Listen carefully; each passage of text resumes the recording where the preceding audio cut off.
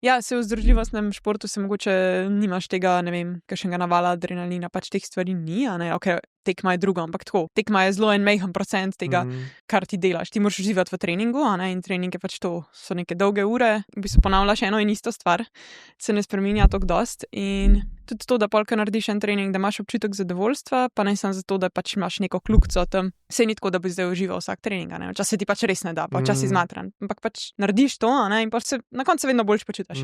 Jaz bi rekla, da zame vedno to nekako, da si sam s sabo, s svojimi mislimi na koncu. Vedno, tudi če moraš biti osredotočen na to, kar delaš na treningu. Pa v bistvu nekako se odklopiš od sveta, bi rekla, sprav ni teh motilcev, ker danes je veliko tega, povsod so neke motnje, pa ne vem, Instagram, pa vsa ta socialna omrežja, nekaj, kar jemlje pozornost, no.